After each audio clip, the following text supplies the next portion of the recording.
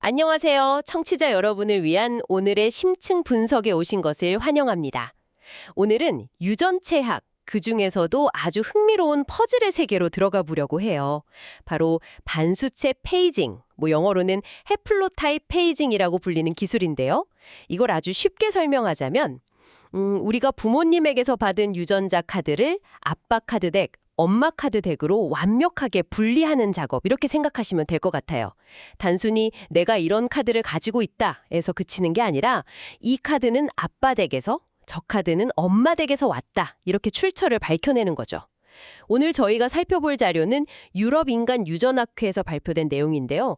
이 복잡하게 짝이 없는 카드 분류 작업이 대체 왜 중요하고, 또 과학자들은 이걸 어떻게 거의 완벽에 가깝게 해내고 있는지 한번 제대로 파헤쳐 보겠습니다. 맞아요. 본격적으로 시작하기 전에 청취자분들이 꼭 아셔야 할 게 하나 있어요.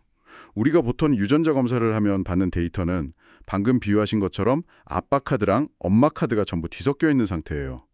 이걸 전문 용어로 페이징 되지 않은 유전자형이라고 하거든요. 예를 들어서 특정 위치에 A라는 유전자 정보와 T라는 정보가 있다는 건 알지만 A가 아빠 카드고 T가 엄마 카드인지 아니면 그 반대인지는 전혀 알 수가 없는 거죠. 페이징은 바로 이 뒤죽박죽 섞인 카드덱에서 그 출처를 찾아주는 아주 결정적인 과정이라고 할 수 있습니다. 자, 그럼 이제 진짜 궁금한 지점으로 들어가 보죠.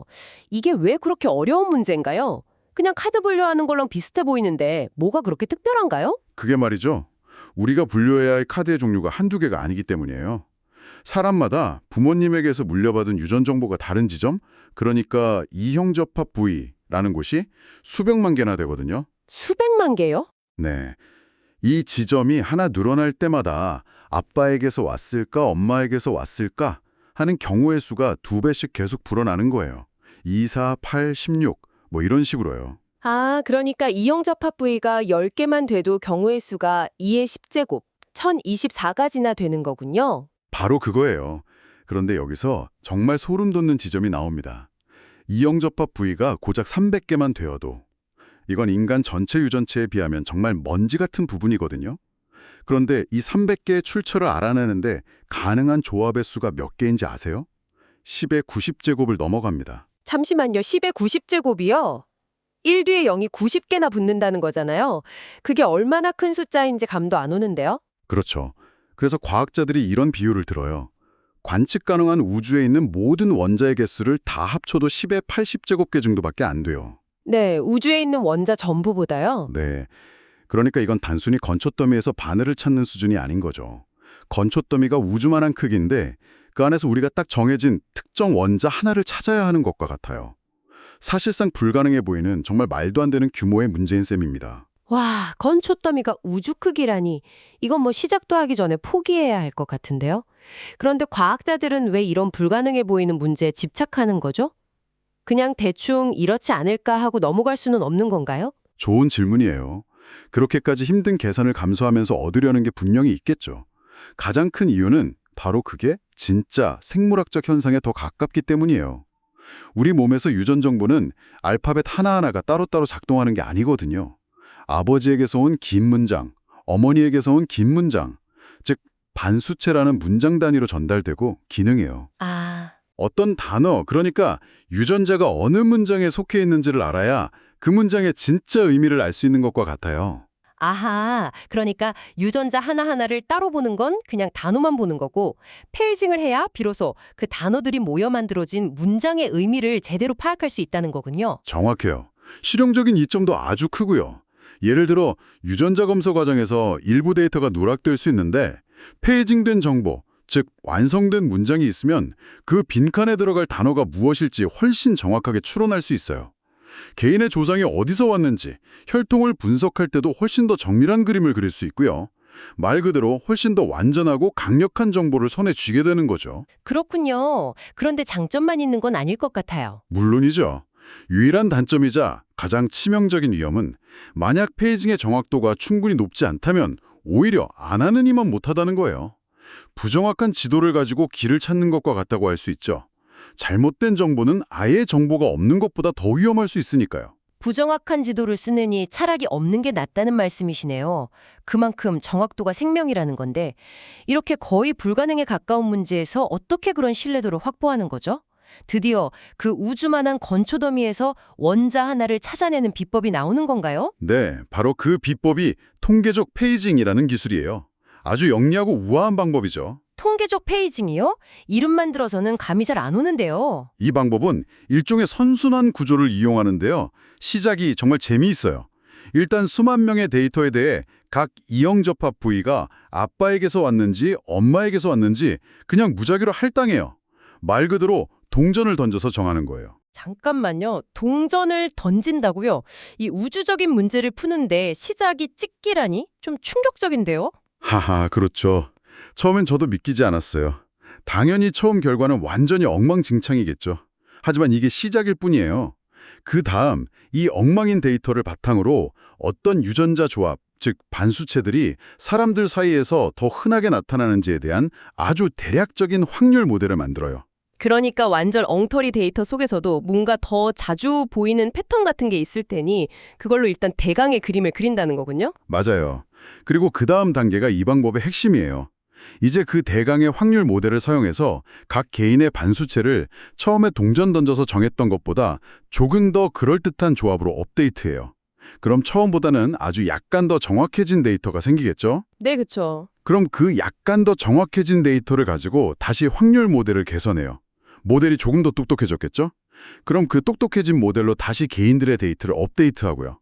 이 과정을 20번 정도 반복하면 데이터가 모델을 똑똑하게 만들고 똑똑해진 모델이 다시 데이터를 더 정확하게 만드는 마법 같은 선순환이 일어나요. 점점 더 정답에 가까워지는 거죠. 와, 정말 영리하네요. 엉망인 상태에서 시작해서 서로를 점점 더 나은 상태로 만들어주면서 정답을 찾아간다니. 여기서 이 확률 모델이 작동하는 방식도 재미있을 것 같은데요? 아주 재미있어요. 이걸 모자이크에 비유할 수 있는데요. 어떤 한 사람의 유전자 문장, 즉 반수체를 설명하기 위해서 이미 데이터에 있는 수만 명의 다른 사람들의 유전자 문장 조각들을 가져와서 붙여보는 거예요. 가장 그럴듯한 모자이크를 만드는 거죠. 아, 다른 사람들의 데이터를 참고해서 내 퍼즐을 맞추는 거군요. 그렇죠. 그런데 이 알고리즘은 아주 중요한 원칙을 따라요. 아주 짧은 조각들을 어지럽게 덕지덕지 이어붙여서 만든 모자이크보다는 길고 일관된 조각 몇 개를 사용해서 만든 모자이크에 훨씬 더 높은 점수를 줘요. 왜냐하면 실제 생물학적으로도 유전 정보는 긴 덩어리, 즉 긴 문장으로 전달되지 단어 단위로 뚝뚝 끊어져서 전달되지는 않거든요. 그 현실을 반영한 거예요. 그렇군요. 정말 정교하게 설계된 방법이네요. 그럼 이 방법이 얼마나 성공적인지는 어떻게 측정하나요? 시험을 봤으면 채점을 해야 하잖아요. 물론이죠. 스위치 오류율이라는 지표를 사용해요. 이름 그대로 연속된 두 유전자 표지 사이의 페이징이 얼마나 자주 틀리는지, 즉 이건 아빠 카드, 이것도 아빠 카드여야 하는데 아빠 카드, 엄마 카드로 잘못 연결되는지를 측정하는 거예요. 아, 이 오류율을 측정하려면 당연히 정답치가 필요하겠죠. 그래서 과학자들은 보통 부모와 자녀, 이렇게 세 명의 유전 정보를 모두 아는 경우를 정답지로 사용해요. 이건 맨델식 페이징이라고 부르는데 아주 간단하고 거의 100% 확실한 방법이거든요. 아, 드디어 믿을 만한 정답지가 등장했군요. 그럼 이제 이 정답지랑 비교해서 통계적 페이징에 성적표를 매기면 되겠네요.